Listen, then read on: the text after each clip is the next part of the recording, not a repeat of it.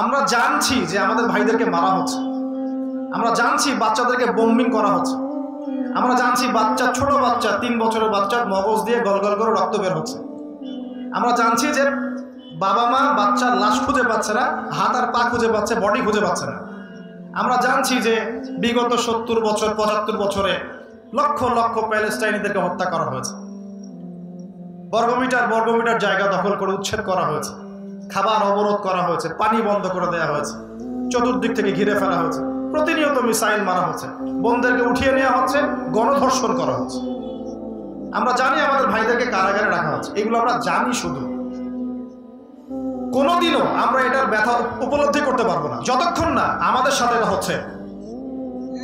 কোনোদিনও এই ব্যথা আমরা বাঙালি জাতি উপলব্ধি করতে পারবো না যতক্ষণ না আমাদের সাথে এটা হচ্ছে। 1971-এ আমাদের সাথে যা হয়েছিল এটা সারা বিশ্ব যেমন উপলব্ধি করতে পারে না, ওই সময় আমাদের বাপদাদা যারা বেঁচে ছিল তারা উপলব্ধি করতে পেরেছে কি হয়েছে। আমাদের চলমান সমস্ত আলোচনার মূল কেন্দ্র হচ্ছে আমরা দিল থেকে এটাকে উপলব্ধি করতে পারি না, এহসাস করতে পারি না। এহসাস উপলব্ধি করে এটা করতে পারি না। আলোচনা করি, টকশো করি, লাইভে এসে কথা বলি, লিখি, বলি, মনে হচ্ছে অনেক কিছু করে ফেলছি, আদতে আমি উপলব্ধি করতে পারি নাই কি হচ্ছে আসলে। আপনার নিজের বাচ্চা কি কখনো মারা গেছে? আপনি কি আপনার বাচ্চাকে কোলে নিয়ে কখনো দাফন করেছেন? তাহলে ছোট বাচ্চা হারানোর বেদনা আপনি বুঝবেন কিভাবে? আপনি কি কখনো রিমান্ডে গিয়েছেন? লাশ ধোয়া চকিতে কখনো রাত কাটিয়েছেন? টর্চার হয়েছেন?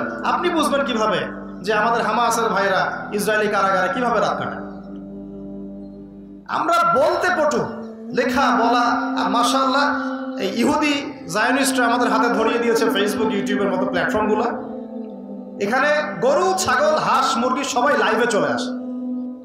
ইস্যু বুঝুক আর না বুঝুক, এই বিষয়ে জ্ঞান থাক আর না থাক, জিও পলিটিক্স বুঝুক না বুঝুক, কি হচ্ছে না জানুক না জানুক, লাইভে চলে আসলো, বলে দিল একটা কথা, কি ইরান কেন এটা করছে না, সৌদি কেন এটা করছে না, ওইখানে কেন এটা হয় না, এইখানে কেন এটা হয় না। সব পণ্ডিত দিয়ে ভর্তি, যত পণ্ডিত সব এই দেশে।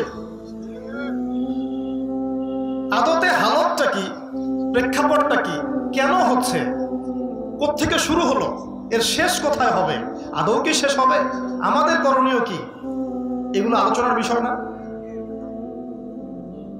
বাংলাদেশের প্রত্যেকটা মসজিদ থেকে যদি এই কথাগুলো উঠে আসতো, মিম্বর থেকে উঠে আসতো, মাহফিল থেকে উঠে আসতো, অ্যাটলিস্ট একটা প্রজন্ম জানতো যে কি হচ্ছে, কেন হচ্ছে, কি হবে সামনে, আমাদের করণীয় কি। তো এই সব কিছু মিলে আমি নিজেও খুব মানসিক দুশ্চিন্তা এবং কষ্টে থাকি। এই জন্য হয়তো আমার কথায় অনেক সময় কিছু এগ্রেশন চলে আসছে, বাট আমি আপনাদের কাউকে হার্ট করতে চাচ্ছি। শুধু আমি চেষ্টা করছি আমার জায়গা থেকে মূল বিষয়টাকে আপনাদের সামনে সংক্ষিপ্ত সময় তুলে ধরা। আল্লাহ পাক আমাকে তৌফিক দান করুন। গল্পর শুরুটা একটু দূর থেকে করতে হবে, মনোযোগ ধরে রাখতে হবে, মোবাইল ফোন বন্ধ করে রাখেন, মনোযোগ ধরে রাখেন, অল্প সময় মনোযোগের সাথে দিলের কান দিয়ে শোনার চেষ্টা করেন। আসলে মুসলিম উম্মার চলমান সংকটগুলো কি কি এবং এই সংকটগুলো থেকে উত্তরণের পথ কি কি। এখন সাম্প্রতিক সময়ের সবচেয়ে ইম্পর্ট্যান্ট যে ইস্যুটা চলছে, এই ইস্যুটা কেন, এর পিছনের কারণ কি, সামনে কি হতে পারে, আর আমরা কি করতে পারি, সর্বোচ্চ আমরা কি বা করতে পারি। আমি শুরু করার আগে বলে নেই, এই আলোচনাটা যদি আল্লাহ পাকের কাছে কবুল হয়, ইনশাআল্লাহ সবার কাছে পৌঁছে যাবে। তবে এই আলোচনার যদি 100% হকও আমি আদায় করার চেষ্টা করি, আমি 1% হকও আদায় করতে পারবো না। এই আলোচনার আমি 1% হকও আদায় করতে পারবো না। এবং যদি সবচেয়ে চমৎকার আলোচনাটাও হয়, তবুও এতে পুরো বৈশ্বিক প্রেক্ষাপটের মনে হয় না কোনো পরিবর্তন হবে। কিন্তু আমাদের বিষয়গুলো জানা দরকার, শুধু জানার স্বার্থে। যেমন আপনি জানেন যে আরাকানে একটা ঘটনা ঘটেছে, বর্বরোচিত হত্যাকাণ্ড। জেনেছেন, কিছু তো করতে পারেন না, অ্যাটলিস্ট মন থেকে তো ঘৃণা করতে পারবো নাকি? আমাদের ওঠা বসা চলাফেরা কার্যক্রম দেখে এখন মনে হচ্ছে মন থেকে ঘৃণা তো দূরের কথা, মানে এটা নিয়ে আলোচনা করতে পারলে আমাদের মনে হয় তৃপ্তি বোধ হচ্ছে। চা খাওয়াই যাচ্ছে না যতক্ষণ এই আলোচনাটা আমরা না করছি। আলোচনা করে আমরা ওই ভাইদের কি উপকার করতে পারব? শুধু জানার স্বার্থে আমরা কিছু কথা বলছি। আল্লাহ পাক আমাদেরকে আলোচনার গভীরে বোঝার ঢোকার তৌফিক দান করুন। একটু গতানুগতিকতার বাইরে হবে ইনশাআল্লাহ। আপনাদেরকে বাসায় কিছু পড়াশোনা করতে হবে। শুধুমাত্র পয়েন্টসগুলো আমি বলে দিব, আপনাকে বাসায় গিয়ে পড়াশোনা করে ঘাটাঘাটি করতে হবে আসলে বিষয়গুলো মেলে কিনা। ঠিক আছে? আল্লাহ পাক তৌফিক দান করুন। আলোচনা চলাকালীন আল্লাহর ওয়াস্তে কথাবার্তা বলা, এদিক ওদিকে যাওয়া আসা করবেন না। কারো যদি কোনো হাজত থাকে এখনই এদিক দিয়ে বের হয়ে যাবে। আমরা শুরু করতে চাই একজন নবী থেকে।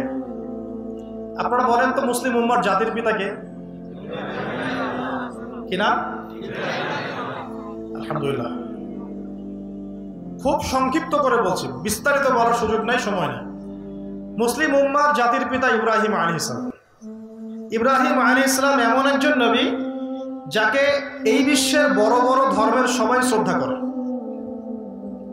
মুসলিমরা আমরা জাতির পিতা হিসেবে তাকে মানি, খ্রিস্টানরাও তাকে শ্রদ্ধা করে, স্বীকার করে, ইহুদিরাও তাকে স্বীকার করে। বিশ্বের বড় বড় 3টা ধর্মের কথা বললাম, এই প্রত্যেকটা ধর্মগ্রন্থেই তার মানে ইব্রাহিম আলাইহিস সালামের অস্তিত্ব আছে। ইব্রাহিম আলাইহিস সালামের 2 ছেলে। কয় ছেলে? এক ছেলের নাম ইসমাঈল আলাইহিস সালাম, এক ছেলের নাম ইসহাক আলাইহিস সালাম। খেয়াল করে দেখেন, ইসমাঈল আলাইহিস সালামকে ইব্রাহিম আলাইহিস সালাম রেখে এসেছেন তার মায়ের সাথে মক্কায়। ঠিক আছে? তার মায়ের নাম কি বলেন? হাজেরা আলাইহিস সালাম। আচ্ছা, তাহলে হাজেরা আলাইহিস সালাম এবং ইসমাঈল আলাইহিস সালাম আছেন মক্কায়। এই মক্কায় আল্লাহ পাক একটা সভ্যতা গড়ে তুললেন। জামজাম কূপ হলো, সাফা মারওয়া সাই হলো, ইয়েমেন থেকে বনু জহরুম গোত্র আসলো, এই গোত্রের সাথে ইসমাঈল আলাইহিস সালাম বিয়ে হলো। আস্তে আস্তে তিনি আরবি ভাষাভাষী হলেন, আরবের ট্রাইব গড়ে উঠতে থাকলো। এখানেই কুরাইশ বংশ, এবং এই বংশেই বনু হাশিম একটা গোত্রের নাম। এই বনু হাশিম গোত্রেই জন্মগ্রহণ করেছেন সৈয়দুল মুরসালিন খাতামুল আম্বিয়িন মুহাম্মদুর মুস্তাফা মুহাম্মদুর রাসূলুল্লাহ সাল্লাল্লাহু আলাইহি ওয়াসাল্লাম। তার মানে ইসমাঈল আলাইহিস সালামের বংশে শেষ নবী মুহাম্মদ সাল্লাল্লাহু আলাইহি ওয়াসাল্লামের জন্ম। আর আমরা হচ্ছি সেই নবীর উম্মাহ, সৌভাগ্যবান উম্মাহ। ঠিক আছে? এবং আমরা হলাম উম্মতে মুহাম্মাদি, এবং আমাদের পরিচয় আমরা মুসলিম। কোরআন আমাদের কিতাব, মক্কা কিবলা, তাই তো? বাইতুল্লাহ আমাদের কিবলা, আমাদের নবী একজন, কোরআন একজন, কিবলা একটা। এই হলো আমাদের হিস্ট্রি, খুব সংক্ষিপ্ত। আরেক ছেলের নাম বলেন? ইসহাক আলাইহিস সালাম। তো ইসহাক আলাইহিস সালাম তাকে রেখে আসা হয়েছে বা তিনি বসবাস করছেন কেনানে। কি নাম জায়গা? কেনান। তার মায়ের নাম সারা আলাইহিস সালাম। কি নাম? সারা আলাইহিস সালাম। আর ইসহাক আলাইহিস সালাম কেনানে থাকেন। কেনানের আরেক নাম হলো শাম। কি নাম? শাম। এই শাম মানে শুধু সিরিয়া নয়, এই শাম মানে শুধু সিরিয়া নয়, শাম মানে প্যালেস্টাইন, সিরিয়া, লেবানন, জর্ডান, পুরো এই জায়গাটাকে শাম বলা হয়। কি বলা হয়? শাম। ওখানে থাকেন ইসহাক আলাইহিস সালাম। ঠিক আছে? ওখানে আরেকটা সভ্যতা গড়ে উঠতে থাকলো। এই 2টা জায়গায় হচ্ছে বিশ্বের মধ্যে আল্লাহ পাকের কাছে একটা মনোনীত বরকতময় জায়গা। এমনকি আমাদের নবীর মেরাজ, ইসরাও কিন্তু এখান থেকে হয়েছে। মক্কা থেকে গিয়ে ওই বাইতুল মাকদিস, সেখান থেকে একদম আল্লাহ পাকের আরশ পর্যন্ত। তো এই 2টা জায়গার কথা আমরা কোরআনে পাই, হাদিসে পাই, যেটা সম্মানিত এবং বরকতময়। ঠিক আছে কথা? এখন ওই জায়গায় যে সভ্যতা গড়ে উঠতে থাকলো সেটা চলতে থাকলো ইসহাক আলাইহিস সালামের হাত ধরে। তার সন্তানের নাম হচ্ছে ইয়াকুব। কি নাম? ইয়াকুব আলাইহিস সালাম। এবং ইয়াকুব আলাইহিস সালামের অনেকগুলো সন্তান। আর ইয়াকুব আলাইহিস সালামের আরেক নাম হচ্ছে ইসরাইল। কি নাম? আপনারা বনু ইসরাইল শব্দ শুনেছেন? এই ইয়াকুব আলাইহিস সালামের আরেকটা নাম হলো ইসরাইল, এবং তার সন্তানদেরকে বলা হয় বনু ইসরাইল। পরিষ্কার? আচ্ছা, তার সন্তান অনেক। এই সন্তানদের মধ্যে এক সন্তানের নাম হচ্ছে ইউসুফ। নাম শুনেছেন? এই বনু ইসরাইলের মধ্যেই 1,24,000 নবী রাসূলের মধ্যে বেশিরভাগ নবী এসেছেন। হাদিসে যে এসেছে 1,24,000, অন্য একটা হাদিসে আসছে প্রায় 2,24,000। আল্লাহ সংখ্যাটা ভালো জানেন। যত নবী রাসূল পৃথিবীতে এসেছেন তার বেশিরভাগ এসেছেন এই গোত্র থেকে, মানে বনু ইসরাইল গোত্র থেকে। ইয়াকুব আলাইহিস সালামের বংশধর থেকে। এর মধ্যেই আছেন ইউসুফ আলাইহিস সালাম, ইউনুস আলাইহিস সালাম, দাউদ আলাইহিস সালাম, সুলাইমান আলাইহিস সালাম, নবী মুসা আলাইহিস সালাম, ঈসা ইবনে মারইয়াম। আর এইদিকে ইসমাঈল আলাইহিস সালামের বংশকে বলেন মুহাম্মদ রাসূলুল্লাহ। হিংসার কারণ এইটা, সর্বশেষ নবী কেন আমাদের গোত্রে না এসে ওই গোত্রে আসলো। কথা বুঝতে পারছেন? এই যে বনু ইসরাঈলের পুরো ট্রাইব, এর মধ্যে উল্লেখযোগ্য একজন নবীর নাম হচ্ছে দাউদ আলাইহিস সালাম। একটু ভালো করে বোঝেন জায়গাটা, কি নাম বললাম? দাউদ আলাইহিস সালাম তখন ছোট, বয়স হবে 13 থেকে 15 বছর। তখন আল্লাহ রাব্বুল আলামিন নবী মুসা আলাইহিস সালাম এর পরবর্তী একজন নবীর যুগ চলছে। নবী মুসা আলাইহিস সালামের যুগ তো আপনারা জানেন, ফেরাউনের সাথে কনফ্লিক্ট হলো, ফেরাউন দল বলে ডুবে মরলো, নবী মুসা আলাইহিস সালাম বিজয়ী হলেন। এটা তো আপনারা জানেন, ওই হিস্ট্রিতে আমি যাচ্ছি না, ওটা আলাদা হিস্ট্রি। এখন মুসা আলাইহিস সালামের সময় একটা আদেশ আল্লাহ করেছিলেন, তোমরা এই জেরুজালেম, যেটার কথা চলছে এখন, গাজা, জেরুজালেম, বাইতুল মুকাদ্দাস, এই জায়গায় তোমরা জিহাদ করো। এই হুকুমটা আল্লাহ পাক দিয়েছিলেন মুসা আলাইহিস সালামের কওমকে। কিন্তু মুসা আলাইহিস সালামের কওম এখানে যেতে চাচ্ছিল না। কেন যেতে চাচ্ছে না? কারণ ওই সময়ে ওই বাইতুল মুকাদ্দাস বা জেরুজালেমে বসবাস করত আমালেকা নামে একটা সম্প্রদায়। কি নাম? তারা খুব শক্তিশালী ছিল, অনেক শক্তিশালী, এত শক্তিশালী যে ওই সময় তাদের মতো শক্তিশালী কোনো কম ছিল না। ঠিক এখনকার রাশিয়া, ন্যাটো, এদের মতো মনে করে, কেউ লাগতেই চায় না ভয়ে।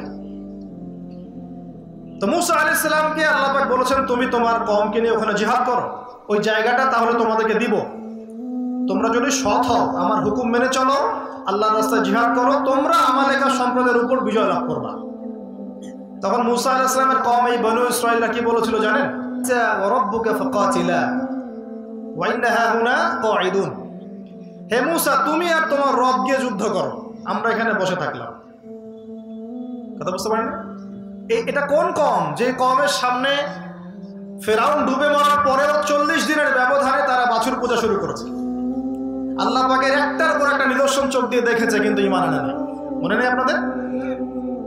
আল্লাহ নবী সাল্লাল্লাহু আলাইহি ওয়াসাল্লাম একদিন গনিমত বন্টন করছিলেন, এক লোক এসে বলেছিল, ইয়া মুহাম্মদ সাল্লাল্লাহু আলাইহি ওয়াসাল্লাম ইদিল, তুমি ইনসাফ করো, ইনসাফ করছেন না আপনি। নাউযুবিল্লাহ। এতে আল্লাহ নবী সাল্লাল্লাহু আলাইহি ওয়াসাল্লামের চেহারাটা লাল হয়ে গেছে, রাগ হয়ে গেছেন তিনি, যে আমি যদি ইনসাফ না করি কে ইনসাফ করবে? তখন সাহাবীরা একজন বলেছিলেন, সম্ভবত তার নাম খালিদ বিন ওয়ালিদ রাদিয়াল্লাহু আনহু, ইয়া রাসূলুল্লাহ, আমাকে অনুমতি দেন, আমি হত্যা করি, আপনাকে কষ্ট দিয়েছে। তখন নবী সাল্লাল্লাহু আলাইহি ওয়াসাল্লাম বলছেন, আমাদের নবী বলছেন, আমাকে যে কষ্ট দেয়া হয়েছে বা দেয়া হচ্ছে, এর চেয়ে নবী মুসাকে যে কষ্ট দেওয়া হয়েছিল তা অনেক বেশি ছিল। মানে মুসা আলাইহিস সালামকে তার কওম এত কষ্ট দিয়েছে, যেটা স্মরণ করে আমাদের নবী সান্ত্বনা নিচ্ছেন। তাহলে বনু ইসরাঈল মুসা আলাইহিস সালামকে কত যন্ত্রণা দিয়েছে আপনারা বুঝে নেন। সূরাগুলো পড়েন, সূরা বাকারা আর ইমরান পড়তে থাকেন, পেয়ে যাবেন, বিস্তারিত বলার সময় নেই। এখন যুদ্ধ করতে আল্লাহ পাক বলেছেন, তারা বলছে আমি যাব না, আমরা যাব না, তুমি আর তোমার রব গিয়ে যুদ্ধ করো, আমরা থাকবো। তো ওই যুদ্ধটা ওই সময় আর হয় নাই।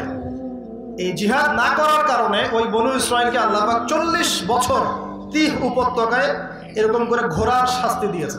সকালবেলা উঠে হাঁটা শুরু করতো, ঘুরে বিকালে আবার ওই জায়গায় এসে দাঁড়াতো। 40 বছর। সূরা বাকারা পড়ে দেখেন। তাদেরকে মান্না সালোয়া দেওয়া হয়েছে, তারপরেও অস্বীকার করেছে। তাদের মধ্যে 70 জন বড় বড় নেতাকে জীবিত থেকে মৃত্যু দেওয়া হয়েছে, মৃত্যুর পর আবার জীবিত করা হয়েছে, তবুও তারা অস্বীকার করেছে। শেষমেশ বলেছে, লান নুমিনা লাকা, আমরা মুসা তোমাকে বিশ্বাস করি না, হাত্তা নারাল্লাহ জাহরা, যতক্ষণ না আমরা আল্লাহকে সচক্ষে দেখছি না। এই কম সম্পর্কে বলার আর অপেক্ষা আর আছে? হিস্ট্রিতে গেলাম না, আপনারা পড়ে নিয়ে। তো যুদ্ধটা করতে পারলো না, জিহাদ বন্ধ হয়ে গেল, শাস্তি ভোগ করতে থাকলো। তারপরে আরেকজন নবী আল্লাহ পাঠালেন, সেই নবীর নাম হচ্ছে ইউশা বিন নুন। কি নাম? ইনি সেই ব্যক্তি যার কথা সূরা কাহাফে আছে। সূরা কাহাফে একজন যুবকের কথা আছে, যেই যুবক মুসা আলাইহিস সালামের সফর সঙ্গী হয়েছিলেন খিদর আলাইহিস সালামের সাক্ষাতে। আপনাদের মনে আছে? আমি অনেকদিন আলোচনা করেছিলাম। এই সেই ব্যক্তি তখন ছোট ছিলেন, পরে নবী হয়েছে, ইউশা বিন নুন আলাইহিস সালাম। এবার তার আন্ডারে বনু ইসরায়েলরা বলছে যে আমাদের জন্য একজন সেনাপতি নিযুক্ত করুন, যার আন্ডারে আমরা যুদ্ধ করব, সে আমালিকা সম্প্রদায়কে পরাজিত করে বাইতুল মুকাদ্দাস আমরা জয় করব। এবার এরাই বলছে আবার বনু ইসরায়েল। এবার ইউশা বিন নুন বলছেন যে যদি জিহাদ আর কিতাল ফরজ হয়ে যায় তোমরা আবার পালায় যাবে না তো? বুঝতে পারেন না? আল্লাহ পাক যদি আবার জিহাদ ফরজ করেন তোমরা আবার পালায় যাবে না তো? এরা বলছে আমরা পালাবো কেন? وما لنا الا نقاتل في سبيل الله وقد اخرجنا من ديارنا وابنائنا সূরা বাকারার মধ্যে আছে, পড়ে দেখেন। কেন আমরা পালাবো? আমরা অবশ্যই যুদ্ধ করব, তারা আমাদের সম্পদ কেড়ে নিয়েছে, আমাদের সন্তানদেরকে কেড়ে নিয়েছে, ইত্যাদি ইত্যাদি এগুলো বলছে। তো ঠিক আছে, ফরজ হয়ে গেল। তো ফরজ যে হয়ে গেল, এবার একটা পরীক্ষা আল্লাহ নিলেন। ঠিক আছে, তোমরা সবাই পথ চলা শুরু করো, তবে তোমাদের মধ্যে একজনকে আমি সেনাপতি বানাবো। সেনাপতি আল্লাহ পাক এমন একজন আল্লাহর বান্দাকে বানালেন যার নাম হচ্ছে তালুত। কিনা? তালুতের ফিজিক্যাল স্ট্রাকচার খুব শক্তিশালী ছিল। আল্লাহ পাক বলেছেন যে ওয়াজাদাহু বাসতাতাও ফিল ইলমি ওয়াল জিসম। তালুতকে আল্লাহ পাক দুইটা গুণাবলী দিয়েছিলেন। একটা হচ্ছে ফিজিক্যালি অনেক স্ট্রং ছিল, আমাদের মতো না, আর আমাদের এই জেনারেশনের মতো না। হ্যাঁ, যাদেরকে এক রাউন্ড দৌড়াতে দিলেই শেষ। আর জ্ঞানেও সে অনেক পারদর্শী ছিল। দুটা কোয়ালিটি, একটা হচ্ছে ফিজিক্যালি স্ট্রং ছিল, জ্ঞানে অনেক পারদর্শী ছিল। তো তালুতকে যখন সেনাপতি মনোনীত করা হলো, এই লোকগুলো তখন ইউশা বিন নুনকে গিয়ে বলল, তালুত কিভাবে সেনাপতি হতে পারে? তার তো টাকা পয়সাই নাই, তার তো মর্যাদা নাই। এই যে আমাদের সমাজে সেনাপতি বা আমির হওয়ার মানদণ্ড কি? ক্ষমতার, টাকা পয়সা না? টাকা দেখে তো আপনি মসজিদের সভাপতি বানান। সুদ খাকার, ঘুষ খাকার, যাই খায় খান, টাকা পাবো কিনা, মালদার। তো ওরাও একই কথা বলেছিল বনু ইসরাইল, ও তালুত কিভাবে সেনাপতি হতে পারে? তার তো বংশ উঁচু না, তার তো টাকা পয়সাও নাই, এবং তার তো মর্যাদাও নাই, স্ট্যাটাস নাই। তো আল্লাহ পাক তাকে মনোনীত করেছেন। আল্লাহ পাক বললেন আমি তাকে দুটো গুণ দিয়েছি, শারীরিক শক্তি এবং জ্ঞান। এবার তালুত তার বাহিনী নিয়ে চলতে লাগলো। এই যে বাইতুল মুকাদ্দাস এখন যেটা দেখছেন এদিকে, আজকে কিন্তু হিস্ট্রি বলা আমার উদ্দেশ্য না, আমি খুব শর্ট করে গুছিয়ে নিয়ে এসে এখনকার প্রেক্ষাপটটা ডিল করবো ইনশাআল্লাহ। আপনাকে জানাচ্ছি যে ওই জায়গা নিয়ে এত কেন কলিউশন শতাব্দীর পর শতাব্দী চলছে, কেন, কারণটা কি? এবার তালুত তার বাহিনী নিয়ে যেতে যেতে একটা নদী, সামনে নদী, তালুত বলছে আল্লাহ পাক এবার তোমাদেরকে পরীক্ষা করবেন। এই নদী পার হওয়ার সময় তোমরা পানি খেতে পারবে না, শুধুমাত্র এক চুমুক, হাতে এক অঞ্জলি পানি খেতে পারবে, এর বেশি না। ফামান শারিবা ফালাইসা মিন্নি, এখান থেকে যে ব্যক্তি পানি পান করবে সে আমার অন্তর্ভুক্ত হবে না, পান করবে না, সে আমার সাথে থাকবে।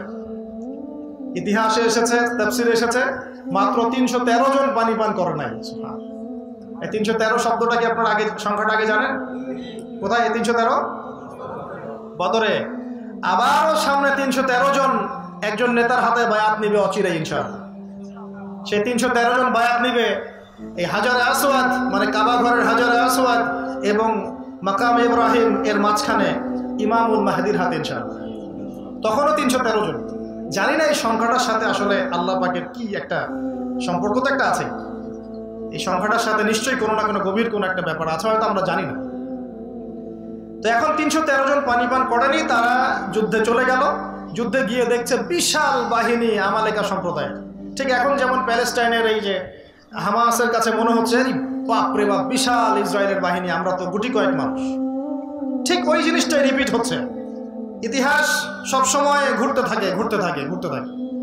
ওই সময় বনু ইসরায়েল যে জায়গায় ছিল, আজকে এই ইসরায়েল সে জায়গায় গেছে। আর ওই সময় যে তালুতের বাহিনীর যে অবস্থা ছিল, আজকে হামাস ওই জায়গায় আছে। অল্প কিছু মানুষ, ওদের বিশাল বাহিনী। এখন একই অবস্থা, তালুতের বাহিনী তো অল্প 313 জন, আমালেকার বিশাল সম্প্রদায়। এখন একজন বলছে যে আমরা কিভাবে এখন এদের সাথে পারবো, আমাদের পক্ষে তো সম্ভব না। কিন্তু যাদের মধ্যে ঈমান ছিল, আল্লাহর প্রতি বিশ্বাস ছিল, তারা বলছিল কাম মিন ফিআতিন কলিলা গালাবাত ফিআতান কাসীরাতান বিইذনিল্লাহ। তোমরা কি জানো না কত ছোট ছোট দল ছিল এই পৃথিবীতে, যারা বড় বড় দলের উপর বিজয় লাভ করেছিল আল্লাহর হুকুমে। সুবহানাল্লাহ। এটা কারা বলল? ওই 313 জন। এই 313 জনের মধ্যে একজন হচ্ছে দাউদ আলাইহিস সালাম, যার কথা আপনাকে বলছিলাম। দাউদ তখন নবী হন নাই, ছোট 13-15 বছর বয়স। সামনে এগিয়ে গেলেন তিনি, দ্বন্দ্বযুদ্ধ হবে, সামনে এগিয়ে গেলেন। ঠিক আমাদের ওইরকম ভাইদের মতো যাদের পা নাই, হাত নাই, একটা হাত বাকি আছে, হুইল চেয়ারে গিয়ে যুদ্ধ করছে, দেখেন না? দাউদ 13, 14, 15 বছর সামনে এগিয়ে গেলেন। ওই দিক থেকে আসলো একজন, তার নাম জালুত। কি নাম? জালুত। তালুত আর জালুত এবার গন্ডগোল করেন না। তালুত হচ্ছে মুসলিম বাহিনীর সেনাপতি, আর জালুত হচ্ছে ওই আমালেকা বাহিনীর সেনাপতি। বিশাল দেহি, বলা হয় জালুত একাই 20 জনের সাথে লড়াই করতে পারত। এবার দাউদ আলাইহিস সালাম আল্লাহর হুকুমে খালি একটা কাজ করলেন। তার কাছে একটা গুলতি ছিল, বাটুল ছিলেন আপনারা? বাটুল, তীর ধনুক না, কিন্তু একটা গুলতি। এই গুলতিটাকে তিনি নিক্ষেপে অনেক পারদর্শী ছিলেন। এবং জালুতের গায়ে বর্ম পরা ছিল, শুধুমাত্র চোখ দুটা খোলা ছিল। খেয়াল করে দেখবেন ওদের গেট আপ গুলো দেখবেন, আর মুসলিম বাহিনীর গেট আপ দেখবেন। ওরা দুনিয়ার সবকিছু করে মাঠে আসে, আর মুসলিম বাহিনী খোলা হাতে মাঠে আসে। খেয়াল করে দেখেন নাই? বদর যুদ্ধে একই অবস্থা, ওরা বিশাল ঢাল তলোয়ার নিয়ে মাঠে আসছে, আর মুসলিম বেচারা দেখবেন ওই জুব্বা পরা, আলখাল্লা পরা, 2টা মাত্র ঘোড়া, উট একটাও নাই। 2টা মাত্র ঘোড়া একটা যুদ্ধের মাঠে, উট একটাও নাই। আর সেই ছুরি, চাকু, তরোয়াল যা ছিল এটা নিয়ে আসছে। আল্লাহ পাক আসমান থেকে ফেরেশতা পাঠাইছেন। এখন ওই জালুতের এই গেটা, কিন্তু দাউদ আলাইহিস সালাম এই গুলতিতে নিক্ষেপে এত পারদর্শী ছিলেন যে তার নিক্ষিপ্ত একটা গুলতি এই জালুতের এক চোখে গিয়ে লাগে। এতেই আল্লাহু আকবার, তার ইন্তেকাল, মারা গেছে, জাহান্নামে চলে গেছে। আর এটা দেখে অন্যরা যে ভয়ে কাঁপাকাঁপি শুরু করলো, বাস ওই বদর যুদ্ধের মতো অবস্থা। 3 জন বদর যুদ্ধের সামনে আসছে, ওই দিক থেকে 3 জন, এদিক থেকে 3 জন। আপনারা হিস্ট্রি তো জানেন, এই যে উতবা, রাবিয়া, আরেকজন সাইবা, এদিক থেকে 3 জন সামনে। যখন এই কাফের 3 জনকে মেরে ফেলা হয়, এই আবু জেহেলের পুরো বাহিনী ভয়ে থরথর করে কাঁপতে থাকে। এই যুদ্ধে একই অবস্থা হচ্ছে। এখন আমালেকা সম্প্রদায়ে ভয় থরথর করে কাঁপতে থাকলো। আল্লাহ পাকের হুকুমে এই 313 জন মিলেই বাইতুল মুকাদ্দাস বিজয় করলো, আলহামদুলিল্লাহ। এই যে বাইতুল মুকাদ্দাসে ঢুকলো এবার কারা? বানু ইসরাইল। আমি বারবার বলছি, এরা কিন্তু বানু ইসরাইল। আমি ইহুদি শব্দটা এখনো ইউজ করি নাই। ইহুদি আর বানু ইসরাইল এক নয়। আর এখন যারা এটা দখল করে আছে, এরা বানু ইসরাইল নয়, এরা হচ্ছে ইউরোপিয়ান জিউস। ইউরোপিয়ান জিউস, সাদা চামড়ার ইউরোপিয়ান জিউস। আর বানু ইসরাইলের নাম কখন ইহুদি হলো? যখন বানু ইসরাইল মুহাম্মদ সাল্লাল্লাহু আলাইহি ওয়াসাল্লাম এবং ঈসা আলাইহিস সালামকে অস্বীকার করলো, তখন তাদের নাম আর বানু ইসরাইল থাকে নাই, ইহুদি হয়ে গেছে। ইন্নাল্লাযীনা হাদু বলা হয়েছে, ইন জাআমতুম আন্নাকুম আউলিয়াউ লিল্লাহি মিন দুনিন নাস। হাদু, ইয়াহুদ, এই শব্দটা প্রয়োগ করা হয়েছে কখন? যখন তারা ঈসা আলাইহিস সালামকে অস্বীকার করেছে এবং নবী মুহাম্মদ সাল্লাল্লাহু আলাইহি ওয়াসাল্লামকে অস্বীকার করেছে। তার আগ পর্যন্ত তাদের নাম ছিল কি? বানু ইসরাইল। এই যে বানু ইসরাইল প্রথম এই ঢুকলো বাইতুল মুকাদ্দাস। শুধু ঢুকলো তা নয়, আস্তে আস্তে আস্তে আস্তে আস্তে আস্তে তারা এত শক্তিশালী হলো যে ওই জেরুজালেম থেকে তারা বিশ্ব নিয়ন্ত্রণ করা শুরু করলো। ওরা কি তখন মুসলিম ছিল না?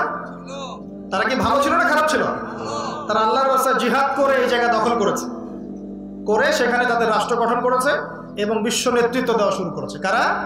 ওই দাউদ আলাইহিস সালামের নেতৃত্বে বানু ইসরাইল। এবার দাউদ আলাইহিস সালামের সময়টা চলে গেল। এটা কিন্তু আজকে থেকে প্রায় অনেক বছর আগের কথা, প্রায় 2-3 হাজার বছর আগের কথা। তারপরে তার সন্তান সুলাইমান আলাইহিস সালাম, নাম তো শুনেছেন? সুলাইমান আলাইহিস সালামের সময় এটা আরো এত বেশি ডেভেলপড হলো, উন্নত হলো যে ওই যুগে সুলাইমান আলাইহিস সালামের নেতৃত্বে জেরুজালেম থেকে বিশ্বটাকে যেভাবে নিয়ন্ত্রণ করা হয়েছে, আর কখনো এমন সভ্যতা গড়ে ওঠেনি। এত শক্তি আল্লাহ পাক তাকে দিলেন, এমনকি বাতাসের উপর ক্ষমতা দিলেন, জিন জাতিকে অনুগত করে দিলেন,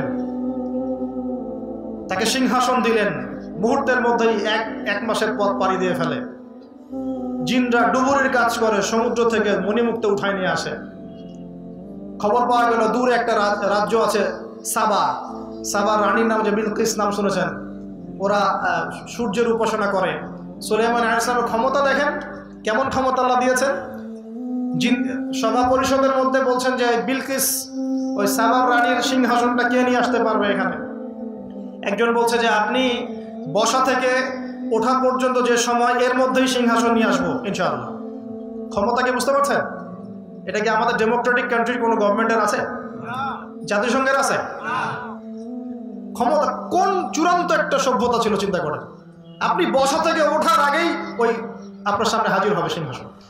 তবুও তিনি বলছেন হবে না, এটা তো কিছুই হলো, এটা চলবে না, তোমার এই খেদমতে চলবে না, আরো আরো ফাস্ট সার্ভিস দরকার আমার, আরো আরো হাইপারসনিক টেকনোলজি দরকার আমার। তখন একজন বলছে যার কাছে কিতাবের জ্ঞান ছিল, আপনি চোখের পলক ফেলে বন্ধ করে খুলতে যতক্ষণ লাগে এর মধ্যে নিয়ে আসবো চান। আমি কি বোঝাতে পারছি কোন লেভেলে ছিল ওই সভ্যতা?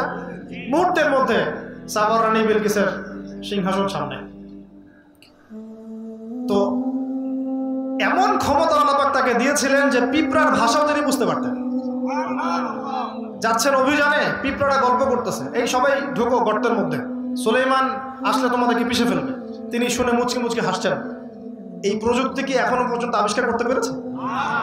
আমরা যে সায়েন্সের কথা বলি, টেকনোলজির কথা বলি, ওয়ার্ল্ড এগিয়ে যাচ্ছে, হ্যাঁ, আমরা একদম চূড়ান্ত উন্নতির দিকে আছি, মঙ্গলে যান পাঠাচ্ছি, চাঁদে যান পাঠাচ্ছি, এই পর্যন্ত আপনি আসতে পেরেছেন?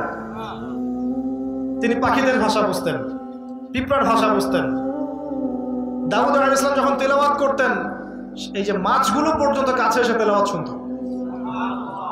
মানে এক কথায় সর্বোচ্চ লেভেলের প্রযুক্তি, নেতৃত্ব, ক্ষমতা আল্লাহ পাক দিয়েছিলেন সুলাইমান আলাইহিস সালামকে। এমনকি একদিন আমাদের নবী সাল্লাল্লাহু আলাইহি ওয়াসাল্লাম একটা জিনকে বন্দী করেছিলেন, নামাজে খুব ডিস্টার্ব করছিল, আর জিন কিন্তু নামাজে খুব ডিস্টার্ব করে। আর জিন কখনো কখনো মানুষের রূপেও কাজ করে। যাই হোক, এখন আল্লাহ নবী তাকে বন্দী করে খুঁটির সাথে বেঁধে রাখতে ধরছিলেন। তো পরেই চিন্তা করলেন সুলাইমান আলাইহিস সালামের কথা। সাহাবীদেরকে সকালবেলা বলছেন, রাত্রে একটা জিন আমাকে ডিস্টার্ব করছিল, তা আমি ভাবলাম তাকে বেঁধে রাখি, তোমরা দেখতে পারতে, কিন্তু আমার ভাই সুলাইমানের কথা আমার মনে পড়লো, তারপর আমি তাকে ছেড়ে দিলাম। কারণ সুলাইমান আলাইহিস সালাম দোয়া করেছিলেন, আল্লাহ আমাকে রব্বি হাবিলি মুলকান, আমাকে এমন একটা রাজত্ব দান করেন, আমাকে এমন একটা রাজত্ব দান করেন, ক্ষমতা রাজত্ব দান করেন। তারপরে কি, রব্বি হাবিলি মুলকান লা ইয়ানবাগি লি আহাদ, যেটা আপনি এরপরে আর কাউকে দান করবেন, এরপরে আপনি কাউকে দান করবেন না, এমন একটা রাজত্ব আমাকে দান। তো আল্লাহ পাক তাকে সেটা দিয়েছেন। এখন সুলাইমান আলাইহিস সালাম এই বাইতুল মুকাদ্দাস বা জেরুজালেম, এই জায়গায় এই যে মসজিদ আল আকসা দেখছেন, এটাকে আবার নতুন করে পুনর্নির্মাণ করেছিলেন। এবং তিনি হাইকেলে সুলাইমানি নির্মাণ করেছিলেন, যে হাইকেলে সুলাইমানি আর মসজিদ আকসা এক নয়। যে ছবিটা আপনাদেরকে গুগলে দেখানো হয় হলুদ বর্ণের, এটা মসজিদুল আকসা নয়, এটা হচ্ছে হাইকেলে সুলাইমানির পরের ভার্সন। এটা মসজিদ আকসা নয়। ওই মসজিদুল আকসা যেখানে আছে সেখানে তারা তৃতীয় হাইকেলে সুলাইমানি বা থার্ড টেম্পল নির্মাণ করতে চায়। এই কারণে ওদের উদ্দেশ্য ওইটা দখল করা নয়, বরং ওটাকে ভেঙে ফেলা। এই জিউসদের উদ্দেশ্য এই মসজিদুল আকসাটাকে দখল করে রাখা নয়, এদের উদ্দেশ্যটা হচ্ছে এটাকে ভেঙে ওই জায়গাটাতে হাইকেলে সুলাইমানি নির্মাণ করা, তৃতীয় হাইকেলে সুলাইমানি নির্মাণ করা। এগুলো তথ্য সব জায়গায় পাবেন না, ভালো করে বোঝার চেষ্টা করুন। ওদের উদ্দেশ্য ওই জায়গাটাতে আকসাকে দখল করে রাখা নয়, ওটাকে ভেঙে সরিয়ে দিয়ে ওখানে একটা থার্ড টেম্পল নির্মাণ করা, যেটা সুলাইমান আলাইহিস সালামের সময় অসমাপ্ত কাজ ছিল, সেটা তারা করতে চায়। কথা কি বুঝতে পারছেন? তো সুলাইমান আলাইহিস সালামের সময় এভাবেই চলতে লাগলো। মাশাআল্লাহ। তখন কি তারা মুসলিম ছিল না? তখন কি তারা ভালো ছিল না খারাপ ছিল? ভালো ছিল। আল্লাহ পাক তাদেরকে একটা ওয়াদা করেছিলেন, তোমরা যদি সৎ থাকো, ভালো থাকো, ফাসাদ সৃষ্টি না করো, তোমরা এখানে থাকবে। আর যদি তোমরা এখানে ফাসাদ সৃষ্টি করো, অসৎ হও, আমার অবাধ্যচারণ করো, তোমাদেরকে এখান থেকে আমরা বের করে দেব। এই ছিল বনী ইসরাইলের সাথে আল্লাহ পাকের চুক্তি। তোমরা যদি ভালো হও, সৎ হও, আমাদের সাথে আল্লাহ পাক ওয়াদা করেছেন না, তোমরা যদি ভালো হও, তাওহীদে থাকো, সুন্নতে থাকো, তোমরা এই বিশ্বের ক্ষমতা পাবে। আল্লাহ পাক বলেছেন না আমাদেরকে, লা ইস্তাখলিফান্নাকুম ফিল আরদ কামা ইস্তাখলাফাল্লাযীনা মিন ক্বাবলিকুম, আল্লাহ পাক বলেছেন না আমাদেরকে। আর আমরা যদি অসৎ হই, আমরা সুন্নতের খেলাফ কাজ করি, তাওহীদের বিপরীতে কাজ করি, আমরা অপদস্থ হব না? একই স্ট্র্যাটেজি সুন্নাহ আল্লাহ পাক ওদেরকেও বলেছেন। ওয়াইন উদতুম উদনা, আল্লাহ পাক সূরা ইসরার মধ্যে বলেছেন।